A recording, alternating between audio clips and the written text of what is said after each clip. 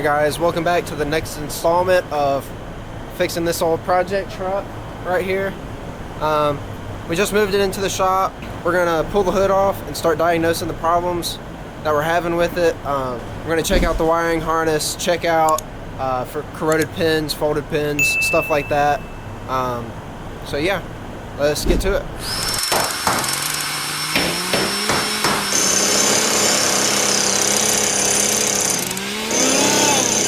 Okay, so as y'all can see, we got the hood off, dropped in the new battery, went ahead and got this intake out of our way.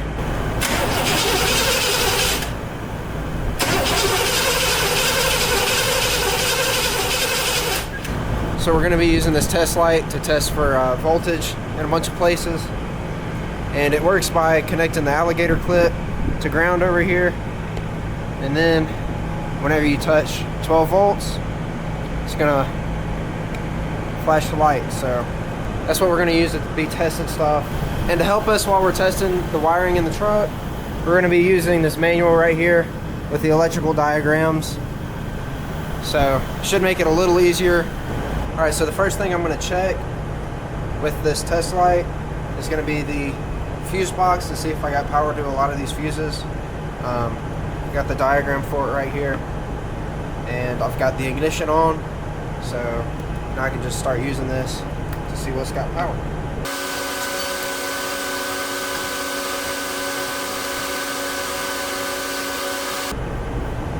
Alrighty, so everything's got power in the fuse box. At least everything up to there is good.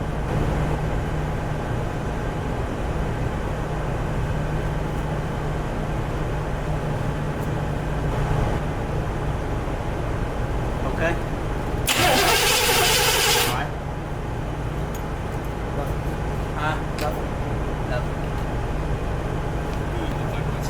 Alright guys, so our next tool is going to be this cheap little oscilloscope right here. Made this little circuit right here to be able to test whenever there is a ground. So it shows on the oscilloscope 12 volts whenever there's continuity.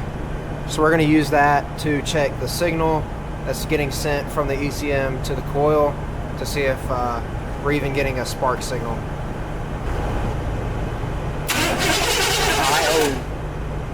You're getting pulse to this. Alright guys, so after doing a bunch of testing to the ignition system, we're getting a coil signal from the ECM to this ignition control module that we took off. And then the signal from the ignition control module to the coil is what we're having problems with. So yeah, we think the problem is going to be the ignition control module, but we're going to see if we can test that now. Alright guys, so we just checked the coil using the multimeter right here and the book. Everything checks out, so the coil's good. And now we're going to try to see if we can check the ignition coil. You can't check it. Never mind guys, we're not going to check it. Alright guys, so we just did more testing on this stuff, and we're getting inconclusive results, so we're going to fall back on the tried and true buy parts and put them in and see if it fixes it method. So yeah, we'll be back in a second when we get those parts. Alright, so we just got back with the parts, and the first thing we're going to try is putting the coil in.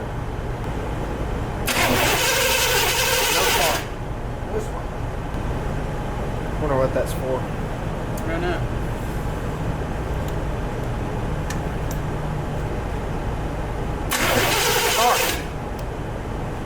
So let's see if it is the expensive part or the both parts. Yep, got spark. So, wow. Okay, so we put the old coil back on and we were still getting sparks, so that means that it doesn't need a new coil. It was just the ignition control module. It sucks that the ignition control module is what was the problem, because that's the expensive part. Is $100 and the coil was only $30, but at least we got it working now. So the distributor was loose, so we're gonna have to make sure the timing on that is correct, but Yeah, seems like we're making progress. Yeah, seems like we're making progress. Yeah, seems like we're making progress.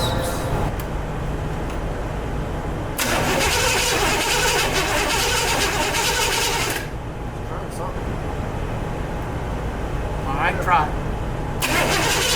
All right, Smart. Alright guys, so we took the distributor cap off to check and see how the points are in here, and they're extremely corroded. So I'm going to hit them with the wire brush right here for the Dremel, pop it back on there and see if that fixes it.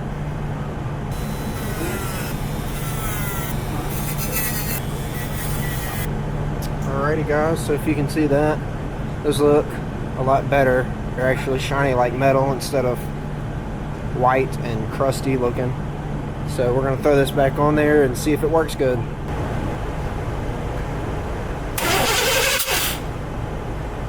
no spark. No spark.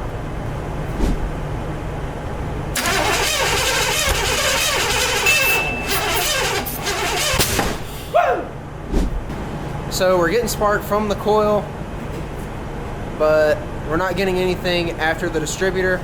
So we're gonna try to get a new distributor cap because y'all saw it looked all crusty and stuff. Couldn't get it cleaned super well, but it's cleaner than it was. But we're still not getting spark to any of the spark plugs. So, All right, guys. Gauger is going to AutoZone to get another distributor cap. That's going to fix this thing. We're going to put the distributor cap on. We're going to set the timing, and we're going to fire it up. Short of bad gas, she's going to run this time. Surprise gauge.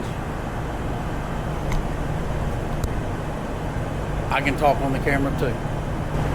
so I just got the new distributor cap right there, and we're about to throw it on there. It came with a new button cap, or whatever you call it, rotor button, whatever. Came with the new one of those, so we're gonna throw that on there too. And hopefully this is it, because we got spark. We already checked all the fuel injectors, so they should be working fine. So yeah, after we get this on, should be having a running truck. Notice in the middle the difference between these two. One's got a ball on there, that one doesn't.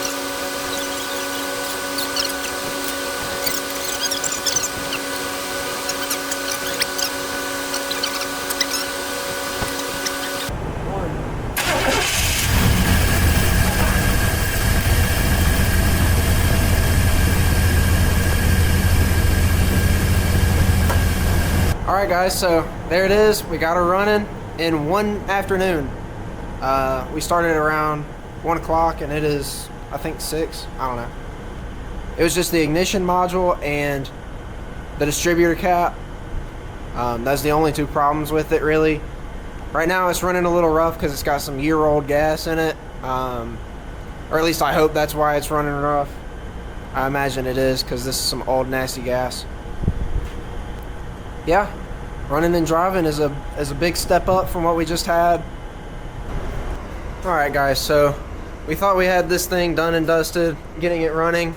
It was running rough, and we thought it was just the old gas, which it didn't look great. I'll put a picture up, but we were still just having problems with it running rough. We're getting a code inside that says the camshaft and the crankshaft correlation isn't quite right.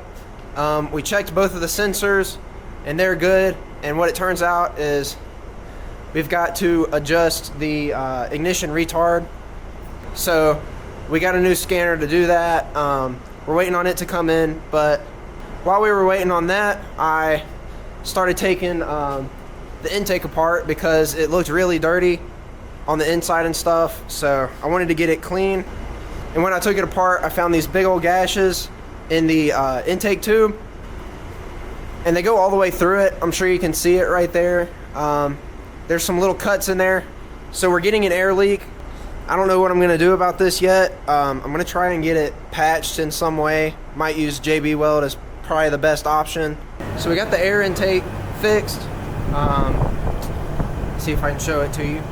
Yeah, you can see right there and down there. Put some JB weld in it. Should stop the air leak. So yeah, it's still running just a little rough because we haven't fixed the ignition retard yet, but it is running a lot better than it was. So yeah, I'll get back to y'all whenever we get our new scanner in to be able to do this, and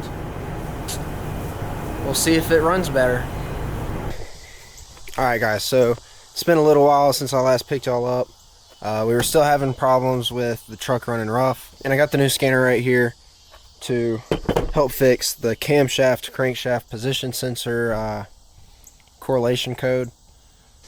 So basically the problem was the crankshaft position sensor down there in the engine wasn't lining up with the camshaft position sensor that is on the distributor, and they have to be within 2 degrees of each other or else there will be a engine code.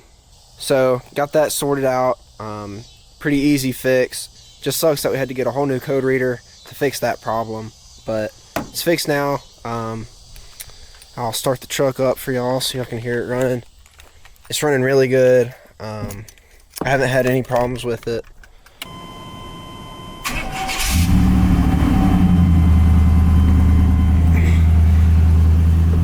I don't know if y'all can hear it on camera, but it's running a lot better. It's not doing any weird shuddering or anything anymore. It's really smooth idle. Sounds pretty good too.